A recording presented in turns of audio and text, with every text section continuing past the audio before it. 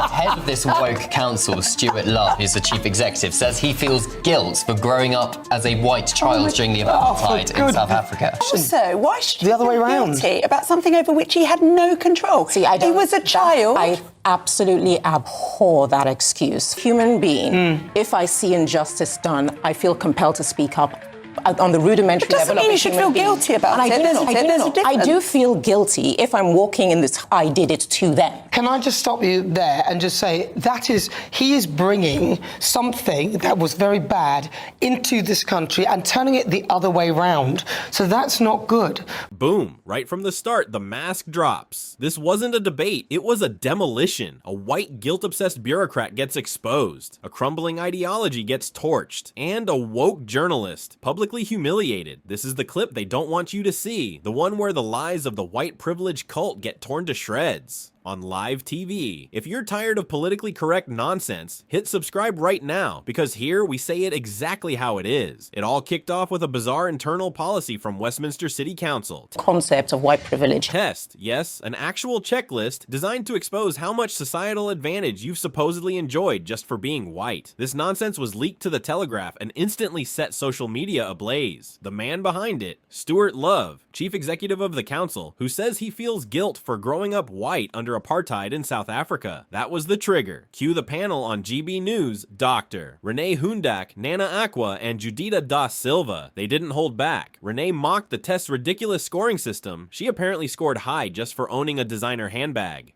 Judita, somewhere average, whatever that means. Another male guest admitted being handed plus 15 points just for being a white male. From the very start, it was clear. This wasn't about equality. This was about division, guilt, ideology, and they were having none of it. As the heat turned up, the usual woke rationalizations began pouring in. One guest tried to justify the guilt of Stuart Love by saying, but I can understand that, because that was specifically an area where there was apartheid, where one was deliberately elevated to another. Then, bizarrely, they defended his guilt by saying, and I see a homeless person on the street, empathy overwhelms me, and I feel... And just like that, personal guilt over inequality was used to justify an entire ideological framework that labels people guilty for how they were born. They even tried to blur the lines further. Do with me. If you choose not to feel guilty, you don't have to. I don't feel guilty about the slave trade who feels guilty because I had no control. See why you do so. That comes from a point of empathy and humanity, not saying that... Spin. Pure spin. The debate turned from facts to feelings, from reason to righteousness. But then came the hammer. Nana Aqua, never one to tiptoe, dropped a cultural nuke on the whole charade. Despite being black, she declared, concept of white privilege. Her logic? She had access to elite education, international mobility, a childhood of opportunities. In her words, not your average upbringing. And this is what shattered the panel. If white privilege can apply to a black woman, what does it even mean anymore? Meanwhile, Renee went for the jugular. She exposed the twisted core of this ideology, that guilt, shame, and division were being embedded in our institutions, and even worse, in our children. Her warning was crystal clear. Mindset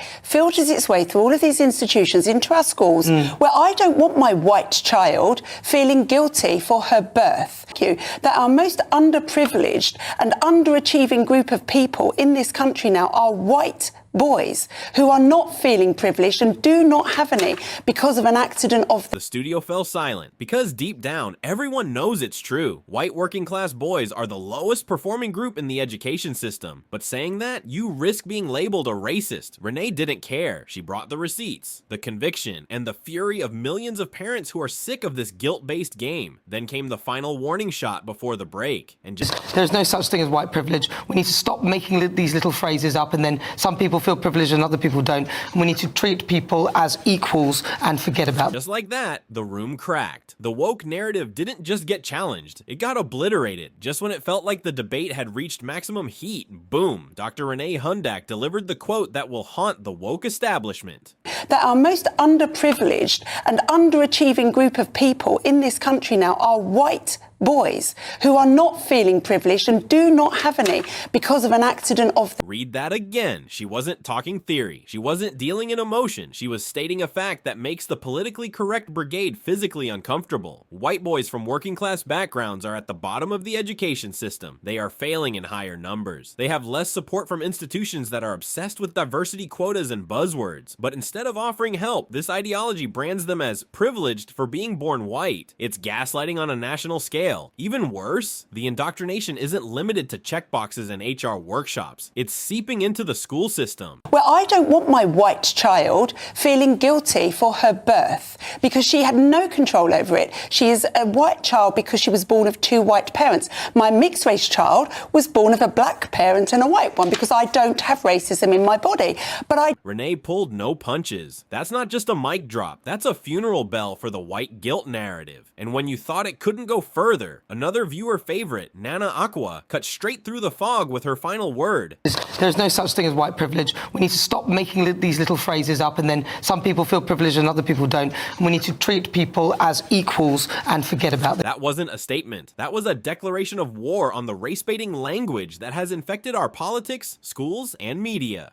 By now, the woke journalists and their ideological cheerleaders had run out of excuses. The entire premise of white privilege had been mocked by real-life examples, dissected by people of color who refused to be used as props, and exposed for the divisive, regressive cult that it truly is. Let's rewind. A bureaucrat from Westminster, Stuart Love, kicked off this disaster by claiming Feels guilt for growing up as a white child during the apartheid in South Africa. Then we heard the cringe-inducing moral spin. Me and I feel guilt that, oh gosh, I should be more grateful for what I have. Look at what could have been there, but for the... Sorry, what? Feeling bad about having opportunities isn't moral. Weaponizing guilt to manipulate policy is dangerous. And what did it lead to? Westminster's new push to hire from the global majority. As Renee put it, this kind of language makes it feel like... Do you feel like an exotic petting zoo? Strange, performative, and increasingly detached from reality. One panelist nailed the root problem. In a construct that was articulated by a certain group of people and then feel that you can govern an understanding that you do not intrinsically have. That is why you're making such a hash of it, because this test is reductive and by association insult. This wasn't about helping anyone. It was about virtue signaling, power, and control. And the British public, they're sick of it. What started as a debate ended as a total ideological breakdown. The woke journalist obliterated the idea of white privilege, exposed as empty and divisive. And the people who dared to speak out, black, white, mixed. They didn't care about labels. They cared about truth. This wasn't a conversation about race. It was a reckoning with the dangerous idea that guilt can be inherited and that justice means flipping the script instead of tearing up the whole rotten playbook. Let's be clear. There is no justice in teaching white kids to feel ashamed. There is no progress in measuring people by skin tone. And there is no such thing as white privilege. Just different lives, different challenges, and one universal truth. We are all human. If you're tired of the gaslighting, subscribe now. This is the only place you'll hear the truth loud and unfiltered. Drop a comment. Was Nana right? Was Renee brave? Or is the whole concept just dangerous nonsense? Let's get this message out before it's censored. This debate changes everything.